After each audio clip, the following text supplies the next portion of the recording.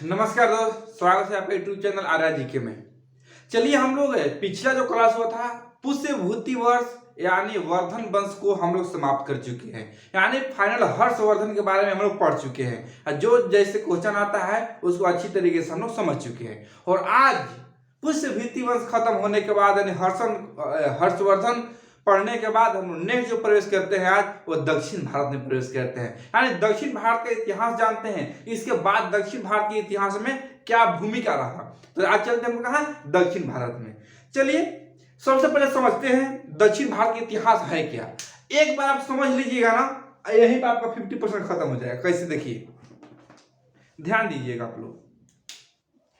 ये हो गया हमारा दक्षिण भारत, ये हो, देखिए यहाँ पर ध्यान दीजिएगा। ये दक्षिण भारत हो गया, ये दक्षिण भारत हो गया। ये दक्षिण भारत के जो लास्ट जो सीमा पर तमिलनाडु क्षेत्र में थे वो लोग थे पांड्य राजा, पांड्य। यहां जो थे पांड्य राजा। ध्यान दीजिएगा, दक्षिण भारत में हम लोग प्रवेश करते इतिहास के बारे में जानते हैं। तो ये जो तमिल के जो क्षेत्र है तमिलनाडु को, वहां पांड्य राजाओं थे। पांड्य राजाओं ने तमिल को बढ़ावा देने के लिए, तमिल साहित्य को बढ़ावा देने के लिए पांड्य राजाओं ने एक भव्य आयोजन करते थे कि ना, एक संगम का आयोजन करते थे पांड्य राजाओं ने। यहाँ पे किस लिए भाई, तो तमिल साहित्य को बढ़ावा देने के लिए। तो इसमें जो आयोजन हुआ है तो टोटल 3 संगम साहित्य का आयोजन किया गया है। यानी पांड्य राजाओं ने जो यहाँ पर आयोजन किए हैं कितना, 3। किस लिए, तो संगम साहित्य को बढ़ावा देने के लिए ये लोग आयोजन करते थे। उसमें क्या है तो एक बार इधर समझिए, फिर मैं इधर आपको समझाता हूं। देखिए सबसे पहले हम जानेंगे कि इसमें जानते हैं कि सबसे पहले संगम युग, इसको संगम युग के नाम से जाना जाता है। तो संगम युग जो है, इसका ईस्वी की बात करें कि संगम युग का साल क्या है, तो दोस्त ये कोई एक्यूरेट नहीं कहा गया है कि इतना ही से इतना है, लेकिन ये लगभग ये माना जाता है कि 1000 से लेकर के 100 ईस्वी से लेकर के 250 ईस्वी तक इसको माना जाता है। यानी क्या, संगम युग का जो साल रहा वो 100 ईस्वी से लेकर के 250 ईस्वी तक माना जाता है। संगम युग का जो काल कितना से कितना रहा, 100 से लेकर 150। आपको कहीं 300 भी मिलेगा, तो ये थोड़ा आंकड़ा इधर उधर होते रहता है, लेकिन एवरेज की बात करें तो 100 से लेकर 250 ईस्वी तक माना जाता है। देखिए अब देखिए संगम जो है ना, संगम, ये हम लोग अभी क्या संगम युग पढ़ रहे हैं। संगम युग के तरफ आगे पे हम लोग बढ़ेंगे। देखिए तो संगम युग जो है, तो संगम जो है ये कैसा शब्द है, कितना एग्जाम में पूछा जाता है कि संगम किस भाषा का शब्द है। तो संगम है ये संस्कृत भाषा का शब्द है। संगम जो है ये संस्कृत भाषा का शब्द है। देखिए यहाँ पे, यानी संगम है इस संस्कृत भाषा का शब्द है। आपसे पूछेगा एग्जाम में कि जो संगम किस भाषा का शब्द है, तो संस्कृत भाषा का शब्द है। यदि संगम का हम अर्थ जाने कि संगम मतलब होता क्या है, तो संगम का अर्थ होता है सभा।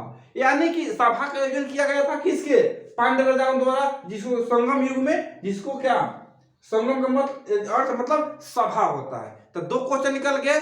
पहला, संगम जो है किस भाषा का शब्द है, संगम संस्कृत भाषा का। संगम का अर्थ क्या होता है, तो इसका मतलब सभा होता है। क्लियर हो गया यहां तक। अब देखिए आगे, संगम जो है ना, मैं क्या बताया, जो संगम है वो तमिल कवियों का सभा है। मैं यहां समझाया आपको, जो संगम जो है ना, यानी संगम, ये जो है संगम इसी का आयोजन होते रहता था। संगम है ये तमिल जो कवि है ना, पांड्य द्वारा क्या समूह आयोजन किया गया था, सभा आयोजन किया गया था। वही मैं यहाँ नोट किया हूं कि संगम जो है तमिल कवियों का सभा था। यानी कि ध्यान दीजिएगा कि पांड्य राजाओं द्वारा जो सभा का आयोजन किया जाता था, उसमें चारों तरफ का विभिन्न राजाओं को निमंत्रण दिया जाता था। यानी यहां समझिए, फिर पूरा मैटर खत्म हो जाएगा आपको। यानी दक्षिण भारत में पांड्य राजाओं द्वारा जो सभा का आयोजन किया जाता था पूरा, यहाँ पे ये जो पूरी जो वहां के आसपास के जितने राजाओं थे, सभी राजाओं को निमंत्रण दिया जाता था उस सभा में के लिए। और उतना ही नहीं, राजा को निमंत्रण तो दिया जाता था, साथ में ये भी बताया जाता है कि भाई अपना सभी लोग अपना कवि को लेकर रहेंगे। यानी राजा आए थे, साथ में कवियों का भी बहुत बड़ा समूह हुआ करती थी, जिससे क्या संगम किसके द्वारा आयोजित किया गया? पांड्य राजाओं द्वारा। किसमें? संगम में।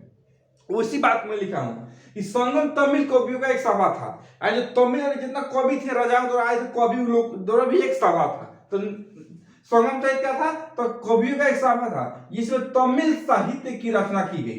अब दोस्त बात बताइए, अब मान लीजिए कि पांड्य राजाओं ने कोई सभा का आयोजन किए, राजा पूरा हर तरह से राजा आए, साथ उनका कवि भी आए और कवियों की सभा लगी हुई है।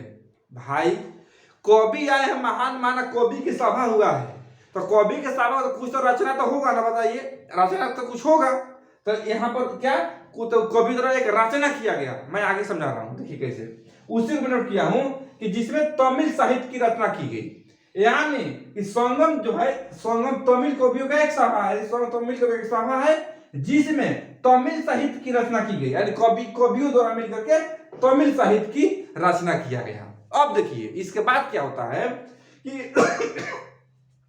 ये माना जाता है कि पांड्य राजाओं द्वारा लगभग 197 ईस्वी में, लगभग कितना? 197 ईस्वी, लगभग 197 ईस्वी में 3 सभा के आसपास में, एक मतलब इसके आसपास का जो टाइम रहा उसमें 3 सभा का आयोजन किया गया। कितना? 3 सभा का आयोजन, और तीनों है ना बहुत ही खतरनाक है, याद रखना। यानी वो 3 जो सभा हुआ था उसको याद करना बहुत इंपॉर्टेंट है। कैसे? आप एक बार समझ लीजिए, फिर आपको अच्छा समझ में आ जाएगा। क्या होगा कि दक्षिण भारत के पांड्य राजाओं द्वारा 3 संगम सहित सभा का आयोजन किया गया। कब? लगभग 197 ईस्वी में। 3 कौन कौन सा? देखिए संगमों का आयोजन, कितना संगम का आयोजन हुआ? कितना? 3 बार।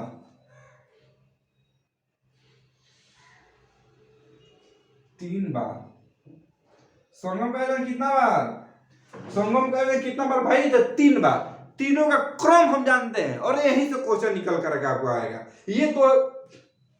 ये छोटा जैसा बेसिक जानकारी आप लोग याद रखिए, मेन यही है, यहां से क्वेश्चन निकल कर आएगा। एक बार समझ लीजिए ध्यान से। देखिए 3 बार आयोजन किया गया। मैं खाना चार्ट बना दिया हूं ताकि आपको आसानी हो जाए समझने में, आपको इजे समझे। 3 बार आयोजन किया गया। क्या? संगम का आयोजन किया 3 बार। इसका मैं चार्ट बनाया हूं, यानी इस पहला क्रम कब कब हुआ, स्थान कहां पर हुआ, उसका अध्यक्ष कौन थे, और विशेष का मुख्य तत्व क्या रहा है। तो देखिए पहली जो संगम का आयोजन हुआ है, प्रथम संगम का आयोजन कहां हुआ? स्थान मदुरई में। यानी जो पहली संगम का आयोजन हुआ वो मदुरई में हुआ। और उसका अध्यक्ष की बात करें तो अध्यक्ष थे अगस्त्य ऋषि ने। यानी पहला संगम का आयोजन कहां? मदुरई में। उसका अध्यक्ष कौन थे? अगस्त्य ऋषि थे। और इस जो आयोजन हुआ था पहला संगम, इसमें टोटल 89 राजाओं ने भाग लिए थे। 89 राजा प्लस कवि, इनका कवि। अब मान लीजिए कि 89 जो राजा थे, एक एक कवि भी लेकर आए गए थे, 89 कवि हो गया, और लोग संगम साहित्य की रचना किए थे। यानी कि याद ध्यान रखिएगा, यानी प्रथम जो है संगम का आयोजन कहां हुआ है? तो मदुरई में। अध्यक्ष कौन थे? अगस्त्य ऋषि। इसमें कितने राजाओं ने भाग लिया? तो टोटल 89 राजाओं ने भाग लिया, प्लस लोग कवि को भी आए थे उनका। और दूसरी हम बात करें तो देखिए दूसरा तीसरा, खास करके दूसरा बहुत इंपॉर्टेंट है। दूसरा जो है बहुत इंपॉर्टेंट है। रीजन जो पहला जो मदुरई में आयोजित किया गया था, तो जितने भी रचना हुआ था वहां पर देखिए करीब बहुत काफी 2000 साल पुरानी बात है ये। वो कितनी बार आंधी तूफान बाढ़ आया, वो जो जितने भी रचना वो दह गया है। यानी इसका कोई प्रमाण नहीं मिलता है। प्रमाण यानी कब हुआ था, अध्यक्ष कौन थे, कितनी राजाओं ने भाग लिया, इसका कोई मतलब अस्थायी रूप से प्रमाण स्पष्ट नहीं मिलता है। इसमें से नहीं मिलता है, मिलता तो है लेकिन इससे नहीं मिलता है। कहां से मिलता है भाई? तो आगे समझिए। दूसरी कब हुआ? तो दूसरी संगम का आयोजन हुआ कहां? कपाटपुरम में। यानी दूसरी संगम का आयोजन कहां हुआ? कपाटपुरम में। इसका अध्यक्ष बताइए भाई? तो इसका भी अध्यक्ष अगस्त्य ऋषि। यानी प्रथम का अध्यक्ष अगस्त्य ऋषि, दूसरी का भी अध्यक्ष अगस्त्य ऋषि। लेकिन एक कारण है, दोस्त जब दूसरी संगम का आयोजन हुआ था तो कपाटपुरम में हुआ, तो पहला अध्यक्ष को अगस्त ऋषि को बनाया गया, लेकिन उनको अस्थायी रूप से बनाया गया था, यानी बाद में उनको हटा करके दूसरे को बनाया गया। किसको बनाया गया भाई? तो तोलकाप्पिय, ध्यान दीजिएगा, तोलकाप्पिय। यानी दूसरी संगम का आयोजन कहाँ हुआ था? कपाटपुरम में। इसका अध्यक्ष अगस्त ऋषि, इनको हटा करके बाद में किसको बनाया गया? तो बाद में तोलकाप्पिय, यानी इसके द्वितीय अध्यक्ष कौन थे? तो तोलकाप्पिय। और यही जो तोलकाप्पिय थे ना, इसी की अध्यक्षता के बाद इसने एक पुस्तक लिख दी, और उस पुस्तक के नाम भी क्या रख दिया? तोलकाप्पियम, तोलकाप्पियम, तोलकाप्पियम। इसमें कितने राजाओं ने भाग लिया? तो टोटल 59 यानी 59 राजाओं ने भाग लिया। तो बहुत इंपॉर्टेंट है। कैसे है भाई? देखिए, द्वितीय कहाँ हुआ? कपाटपुरम में। पहला अध्यक्ष अगस्त ऋषि, बाद में किसको बनाया गया? तोलकाप्पिय को। अब तोलकाप्पिय ने इसके बाद कौन सी पुस्तक की रचना कर दिया? तो तोलकाप्पियम, जिसमें 59 राजाओं है। अब ये बताइए, हमको पता कैसे चलता है भाई कि दूसरा कपाटपुरम में ही हुआ है? पहले अगस्त ऋषि थे, इसमें 59 राजाओं ने भाग लिया, हमको पता कैसे है? कैसे पता चलेगा भाई? ये जो जानकारी है यही पुस्तक से मिलता है, जिसका नाम है तोलकाप्पियम। कितना देखिए गजब, यानी जितनी ही बात है ना, टोटल बात को तोलकाप्पियम पुस्तक में लिखी गई है, तोलकाप्पिय द्वारा। क्या लिखी गई है? तो टोटल इसके बारे में। और इतना ही नहीं, इस पुस्तक में इसका भी जानकारी मिलता है कि पहला जो संगम मदुरई में हुआ, अगस्त ऋषि उसका अध्यक्ष थे, जिसमें 89 राजाओं ने भाग लिया। इस पुस्तक से इसका भी जानकारी मिलता है। देखिए गजब है ना। यानी कि पहले इसमें भी कुछ रचना हुआ है, लेकिन पूरा दह गया हो, बाढ़ आने के चलते बहुत सारी, मतलब अनेक इतिहासकार का अनेक मानना है, लेकिन इसका कोई रचना का अभी तक कोई तथ्य नहीं है। जो तथ्य मिलता है वही दूसरी का, जो कि तोलकाप्पियम से। तोलकाप्पियम जो पुस्तक है, इससे पहला जो संगम है, इसका भी जानकारी मिलता है। तो दूसरा कितना इंपॉर्टेंट हो गया, और खास करके ये तोलकाप्पियम पुस्तक के चलते, क्योंकि इस पुस्तक से पूरा जानकारी मिलता है कि दूसरा कब हुआ, पहला कब हुआ, इसमें कितनी राजाओं ने भाग लिया, है ना गजब। अब देखिए, इसके बाद लास्ट जो आता है वो आता है तृतीय संगम का आयोजन कहाँ हुआ है? तो ये भी मदुरई में हुआ है। इसका अध्यक्ष नकीरन, अध्यक्ष नकीरन को माना जाता, नकीरन थे, और इसमें टोटल 49 यानी 49 राजाओं ने भाग लिए थे। तो कितना इंपॉर्टेंट है? सबसे इंपॉर्टेंट, दूसरा बहुत इंपॉर्टेंट है, और खास पहला तो है। तीनों याद रखिएगा, एग्जाम में तीनों में से कहीं से पूछ लेता है, और खास करके पहला दूसरा तो बराबर पूछते रहता है। यानी दूसरा को पूछ दे कि दूसरा का कब हुआ, तो दूसरा हुआ कहाँ? कपाटपुरम में, कपाटपुरम। इसका अध्यक्ष पूछे तो अध्यक्ष अगस्त ऋषि, बाद में तोलकाप्पियर को बनाया गया, जिसने एक पुस्तक लिखा तोलकाप्पियम, जिसमें टोटल 59 राजाओं ने भाग लिए थे, और साथ में कवि भी आए थे। तो ये जितना भी जो कांड हो रहा है, ये वाला जितनी भी रचना हो रही है, जितना आयोजन हो रहा है, किसके द्वारा किया गया? तो इधर का आयोजन पांड्य राजाओं द्वारा, यानी पांड्य राजाओं ने पूरा ये तीनों संगम साहित्य की संगम सभा का आयोजन किया है। किस लिए किया था भाई? कारण क्या था?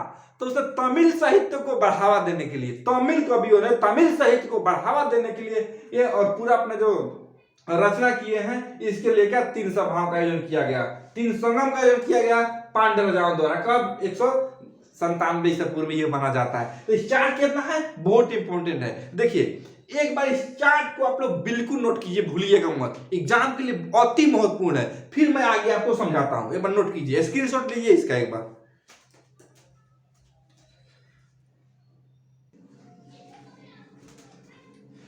चलिए दोस्त, इसके बाद क्या हुआ कि जैसे ये जब खत्म हुआ इसके बाद क्या होता है? चोल वंश आते हैं, यानी इसके बाद कौन सा? चोल वंश का कुछ भूमिका रहती है भारत के अंदर। और देखिए, ये कोई विशेष वंश नहीं है, छोटे मोटे कोई वंश थे, ये कोई विशेष कोई कार्य नहीं कर पाए, क्योंकि इनका कुछ ज्यादा ऐसा कोई शासक योग्य इसका नहीं रहता है, नॉर्मल ही चलता है। तो जो हम लोग को पढ़ना है एग्जाम की दृष्टि से, उसको हम फोकस करते हैं। यदि चोल वंश की बात करें तो इसका प्रतीक हमेशा याद रखिएगा। चोल वंश का प्रतीक चिन्ह है वो बाघ था, यानी चोल वंश का प्रतीक चिन्ह क्या है? बाघ है। तो पूछ देंगे चोल वंश का प्रतीक चिन्ह बाघ। इसका यदि प्रमुख शासक की बात करें कि चोल वंश का प्रमुख शासक वो थे कारिकाल, यानी चोल वंश के प्रमुख शासक कारिकाल थे। देखिए इसने एक ही महत्वपूर्ण काम किया कि इसने श्रीलंका पर विजय प्राप्त किया, यानी प्रमुख शासक कारिकाल थे, इन्होंने श्रीलंका पर विजय प्राप्त किया, यानी इसका मुख्य तथ्य रहा। यानी चोल वंश ने श्रीलंका पर विजय प्राप्त किया है। प्रमुख शासक कौन थे? कारिकाल थे। प्रतीक चिन्ह क्या था? बाघ था। यहां से यही क्वेश्चन पूछा है। आगे हम बात करें चेर वंश। चोल वंश का जो नेक्स्ट जो आते हैं चोल वंश। चोल वंश यदि प्रमुख चिन्ह की बात करें कि चेर वंश का प्रमुख चिन्ह इसका होता है धनुष, ये याद रखिएगा। प्रतीक चिन्ह तीनों याद रखिएगा, बहुत कंफ्यूज करता है, मैं समझाऊंगा आपको। यानी चेर वंश का प्रतीक चिन्ह धनुष था। यदि इसका प्रमुख शासक की बात करें, प्रमुख शासक वो थे सेनगुटवन। चेर वंश का प्रमुख शासक कौन थे? सेनगुटवन। देखिए इसने मन अजीब इसने काम किया है कि मतलब सोच कर भी अजब लगा। देखिए सेनगुटवन ने चेर राजा में कन्यानी पूजा और पत्नी पूजा की प्रथा चलाई। देखिए कौन सा भाई वंश से पत्नी पूजा किसने प्रथा चलाई? कौन? सेनगुटवन ने। तो मेन तथ्य इसका एक ही याद रखिए क्वेश्चन ज्यादा में कि चेर वंश का प्रतीक चिन्ह धनुष, इसका प्रमुख शासक सेनगुटवन थे, जिसने कन्यागी पूजा एवं पत्नी पूजा की प्रथा चलाई। किसने? सेनगुटवन ने। अब हम इस तरफ आते हैं। इसके बाद जो नेक्स्ट वंश आते हैं वो थोड़ा मोड़ा कार्य करते हैं, जिसका नाम है पांड्य वंश। पांड्य वंश की यदि हम बात करें कि इसका जो प्रतीक चिन्ह क्या था, तो पांड्य वंश का प्रतीक चिन्ह मछली था। ये मछली, यानी पांड्य वंश का प्रतीक चिन्ह क्या था? मछली था। देखिए इसके बाद इसने क्या था कि पांड्यों का प्रथम उल्लेख, यानी पांड्य के बारे में जितनी जानकारी है कि पांड्य राजा ने क्या किया, कैसे आया, थोड़ा मतलब जो जानकारी मिलती है वो मेगास्थनीज द्वारा मिलती है। पांड्य राजा का प्रथम उल्लेख मेगास्थनीज द्वारा किया गया है, मेगास्थनीज द्वारा। अब पूछेगा कि पांड्य वंश की जानकारी कहां से हम लोग को मिलता है, तो मेगास्थनीज के द्वारा मिलती है। ठीक, देखिए इसमें ये कहा गया है पांड्य राजा भी, देखिए इधर पांड्य राजा और इधर चेर, दोनों आपसी में मिलते जुलते थे। ये पत्नी पूजा प्रथा चलाया चेर वंश ने, क्या पता है? पत्नी पूजा प्रथा। और ये पांड्य वंश था ना, ये क्या था कि इसका जो शासन होता था ये स्त्री के द्वारा किया जाता था। यानी बताया जाता है कि चेर वंश में इधर भी स्त्री प्रधान, इधर भी स्त्री प्रधान, यानी पांड्य वंश में स्त्री महिला द्वारा शासन किया जाता था। देखिए पांड्य राजाओं का शासन जो व्यवस्था था वो किसके स्त्री द्वारा किया जाता था? पांड्य राजा, एक बहुत इंपॉर्टेंट क्वेश्चन ये मिलता है कि पांड्य राजा, देखिए नेड्यूजन ने समुद्र पूजा चलाया, यानी इसने बोला कि था कि समुद्र पूजा भी होनी चाहिए। किसने? नेड्यूजन ने। तो ये ज्यादा याद नहीं रखना, इसमें एक ही दो चीज याद रखिएगा। पांड्य राजाओं से प्रतीक चिन्ह मछली, किस जानकारी कैसे मिलती है? तो मेगास्थनी द्वारा। और इसका जो शासन था किसके द्वारा? स्त्री द्वारा किया जाता था। और इसमें किसका पूजा होता था? समुद्र पूजा। देखिए दोस्त एक दो क्वेश्चन इसका याद रखिएगा। और ये बोला जाता है कि दक्षिण भारत का आर्यकरण, दक्षिण भारत का जितना भी कार्य हुआ है उसका पूरा जो श्रेय जाता है वो अगस्त ऋषि को जाता है, क्योंकि पहला संगम साहित्य के भी अध्यक्ष था, पहला का अध्यक्ष था, दूसरे के अध्यक्ष था, मैंने बहुत उसने काम किया है। दक्षिण भारत का जितना भी योगदान रहा मेरा वो अगस्त ऋषि के द्वारा किया गया है। तो दक्षिण भारत का आर्यकरण का श्रेय किसको जाता है? अगस्त ऋषि को जाता है। दक्षिण भारत में जितना भी प्रमुख कार्य हुए और जितना भी उससे मुख्य जो बात हुआ वो अगस्त ऋषि से मिलती है। देखिए इसमें एक तो और पुस्तक मिलता है, जैसे तिरुकुलर और कूलर, दोनों जो पुस्तक है ना, पुस्तक रचना तिरुवल्लुवर द्वारा किया गया है। पूछेगा कि तिरुकुलर या कि तिरुकुलर की रचना तिरुवल्लुवर, कूलर की रचना ये भी थे तिरुवल्लुवर द्वारा किया जाता है। अतः लास्ट में फाइनली ये बोला जाता है कि जो पूरा जो जितना भी तमिल साहित्य है ना, इसको तमिल साहित्य को बाइबिल के भी नाम से जाना जाता है। एक क्वेश्चन आया था कि तमिल साहित्य को अन्य किस नाम से जाना जाता है, तो जो तमिल साहित्य है ना, तमिल साहित्य इसका बाइबिल, तमिल साहित्य किस नाम से जाना जाता है? तो बाइबिल। तमिल साहित्य को किस नाम से जाना जाता है? तो बाइबिल भी कहा जाता है तमिल साहित्य को। दोस्त इसको आप लोग ध्यान दीजिएगा। और इसमें सबसे इंपॉर्टेंट है क्या? प्रतीक चिन्ह। चोल वंश के बाण, चीर वंश का धनुष, पांड्य वंश का मछली। देखिए है ना इंपॉर्टेंट, इसको आप लोग याद रखिएगा और एक बार स्क्रीनशॉट लेकर के आप लोग समझिए। कोई भी डाउट होने से कमेंट कीजिए, कमेंट में जवाब दिया जाएगा। तब तक मिलते हैं हम लोग कल। आपको ये चैनल वीडियो अच्छा लगा तो चैनल को सब्सक्राइब कीजिए, दोस्तों में शेयर कीजिए और कोई भी कंफ्यूजन होने से, डाउट होने से कमेंट कीजिएगा, जवाब दिया जाएगा। दोस्त मिलते हैं हम लोग कल अगली वीडियो में, तब तक जय हिंद।